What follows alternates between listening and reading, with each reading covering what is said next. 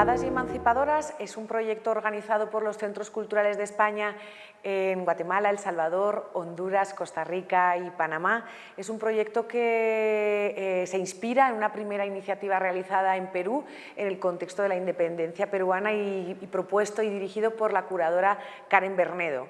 Para esta versión centroamericana se invitó a hacer la curaduría a Maya Juracá, la curadora guatemalteca, que ha sido quien realizó la investigación y la selección de las artistas. Porque el proyecto Emancipadas y Emancipadoras lo que realiza es una unión entre 6 figuras históricas de mujeres que fueron parte de los procesos de independencia e invita a 6 artistas contemporáneas a trabajar a producir una nueva obra en torno a esas figuras, ¿no?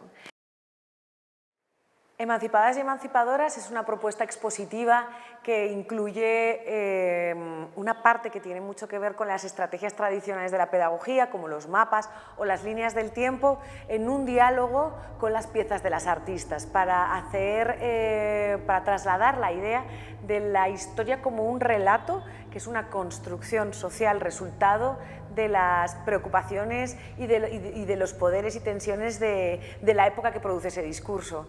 Desde la mirada contemporánea queremos hacer un reposicionamiento, queremos restablecer el rol y poner en valor la historia de esas mujeres que fueron parte de los movimientos independentistas. La bienvenida a la exposición nos la da este gran mapa en el que vemos el límite de lo que era la Capitanía General de Guatemala. Hemos situado dentro del mapa lo que la exposición ha denominado precursoras, estas figuras sobre las cuales se ha trabajado en la exposición. En el caso de Guatemala es Felipa Zoc, María Feliciana de los Ángeles Miranda en el caso del Salvador, Visitación Padilla, que es un caso particular porque en la investigación fue difícil encontrar información correspondiente a la época de la independencia sobre una figura, y Visitación Padilla es posterior. Ella, digamos, es la madre del feminismo hondureño. Josefa Chamorro en Nicaragua, Pancha Carrasco en el caso de Costa Rica, Rufina Alfaro, que ella es la lideresa en el caso de Panamá, que no hacía parte de la Capitanía General, pero que en el diseño de la exposición, que es itinerante, lo hemos querido incluir. Esta es la pieza de la artista panameña Momo Magallón. Momo Magallón trabajó con la figura de Rufina Alfaro y creo que las estrategias que ella utiliza para la producción de su pieza hablan mucho de cómo ha funcionado la lógica de las artistas dentro de la exposición. Ella utiliza la ficción y el humor de alguna manera, ¿no? O sea, también apropiándose del relato histórico y de ciertas estrategias muy museográficas, ¿no? Hay una parte ahí también como de crítica institucional, el uso del marco antiguo, la plaquita, ¿no? Ella dice, bueno, ¿por qué no la historia podría ser de esta otra manera? ¿Por qué no podrían ser 8 las mujeres líderes militares que en la Villa de los Santos, en el 1821, declaran la independencia de Panamá, ¿no? Entonces, ella hace este ejercicio de ficción, ¿no? De construir un relato histórico paralelo como al que a ella le hubiera gustado. Creo que el proyecto es muy elocuente de las posibilidades que el arte tiene como espacio de producción de sentido y de conocimiento, que no habla desde la investigación académica o de ciertos saberes muy intelectualizados, sino que es una práctica muchísimo más autónoma que permite estas lecturas cargadas de ironía, de singularidad, ¿no? Que aportan realmente a la construcción de otros imaginarios, que es lo que finalmente la exposición está intentando sugerir al público.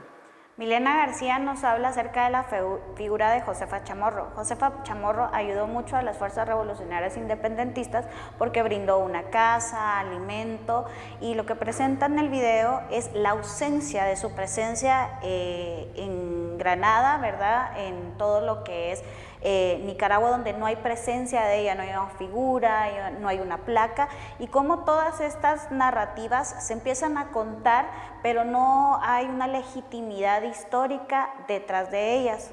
El colectivo Mujeres Armadas de Costa Rica trabajan con la figura de Pancha Carrasco. Francisca Carrasco en la historia de Costa Rica se conoce que estuvo como enfermera, como cocinera, todos los ejercicios que podría tener una mujer en la historia en época de guerra.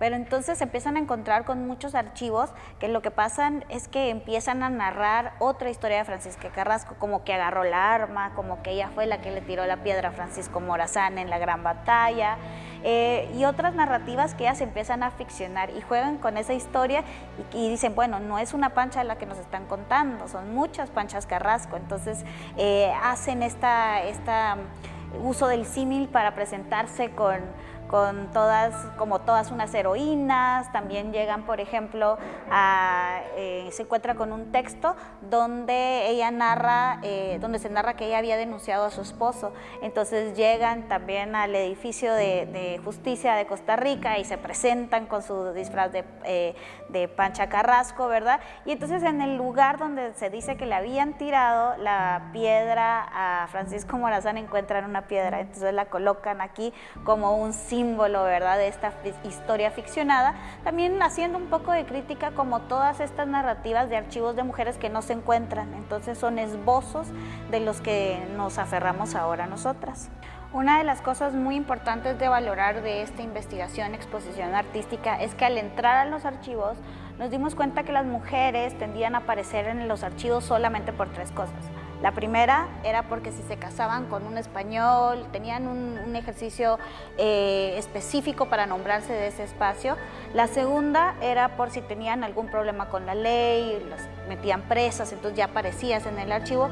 Y la tercera es que si venías de otro espacio a estar en Centroamérica, si te nombrabas, es por eso que en el lugar de Honduras, cuando empezamos a buscar a una mujer dentro de los límites históricos de tiempo que teníamos, nos dimos cuenta que solo teníamos, que no existía una mujer dentro de los archivos que estábamos buscando, y encontramos, nos adelantamos a encontrar a Visitación Padilla. Visitación Padilla fue una figura feminista de Honduras que entabló muchos diálogos de resistencia con las bananeras en ese espacio.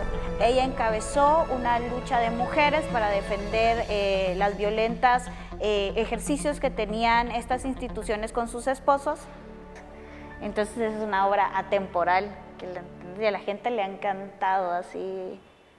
Y también como el arte contemporáneo puede llegar a una piedra, pero también a un óleo, ¿verdad?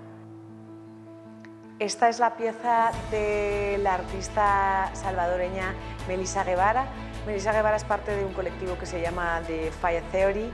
En este caso se trasladaron 8 costales de tierra desde El Salvador, exactamente de la montaña donde muere como resultado de los azotes a los cuales es condenada María Feliciana de los Ángeles por sublevarse en contra de la autoridad colonial. Es un trabajo muy conceptual, pero que levanta demasiados conceptos que son muy actuales. Creo que toda la línea que acompaña el discurso expositivo tiene que ver con la permanencia y con la actualidad de las demandas y la conexión con los sucesos actuales. Creo que lo principal que a mí me hace pensar la pieza de Melissa es en que los territorios tienen memoria, ¿no? Creo que eso es como una idea fundamental que pone a debate esta pieza. La propuesta también se conecta muchísimo, creo, con el pensamiento ecofeminista y con muchísimas lógicas en el que las mujeres tienen un rol fundamental en la defensa del territorio, ¿no? Y esa conexión que tiene que ver con lógicas de la producción, de la manera en la que nos relacionamos con los ecosistemas, están muy presentes en los roles que las mujeres juegan en las sociedades y en las sociedades rurales también, ¿no? con el cultivo y la provisión de alimentos, etc. Y de hecho no es casual que la curaduría haya decidido también plantear la pieza de Melissa como el cierre del recorrido, porque creo que recoge casi todas las cuestiones que se levantan en el resto de las piezas, y el discurso y el diálogo con la pieza de Lucía Ixú y esta defensa del rol clave para la transformación que tienen las mujeres indígenas en la actualidad, en este caso, en el caso de Guatemala. Bueno, estamos enfrente de la obra de Lucía Xu, artista guatemalteca, ¿verdad? También activista, defensora del territorio. Y la pieza que tenemos acá atrás se llama Todas somos Felipa Soc. Ella interpreta cómo la figura de Felipa Soc y Atanasio Tzul fueron uno de los primeros presos políticos, y alrededor de esa historia nombrada, ¿verdad?, han habido muchísimos más. Entonces en la pieza nos presenta distintas mujeres, activistas, artistas, defensoras del territorio, también está la cofradía y todas las mujeres que en este tiempo han seguido luchando por la permanencia de los pueblos originarios y por la defensa de los territorios.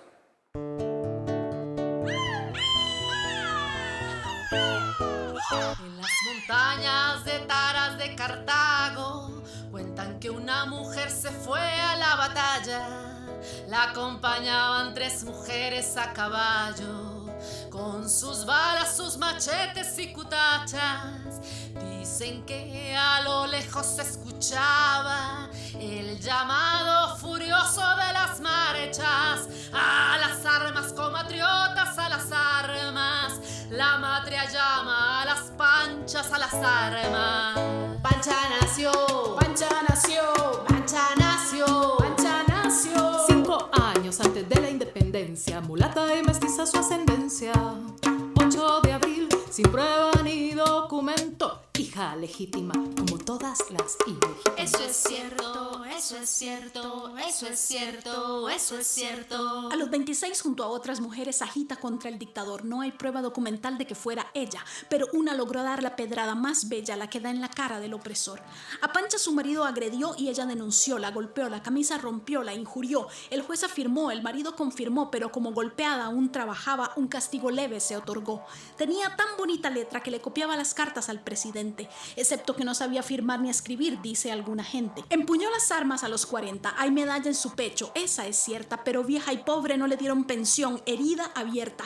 ¿Quién no acudiría al Estado si estás comiendo mierda? Si el mismo Estado que defendiste te tira a la puerta, el hambre de esos años sí que fue cierta. Su hija pidió los mismos 15 pesos cuando ya Pancha estaba muerta y no aceptaron su propuesta. Pancha es las mujeres combatientes, las mujeres pobres valientes, las viudas de guerra y paz, las mujeres armadas del Estado, heroínas celebradas y a la vez sin pensión olvidadas. ¿Qué importa? Si algo de Pancha no es verdad, ¿Qué importa? si en todo lado hay falsedad, ¿Qué importa? si no te enseñan sobre ella a ninguna edad, ¿Qué importa? si las mujeres somos siempre solo la mitad, ¿Qué importa? documentos y pruebas, ¿Qué importa? su mito es verdad.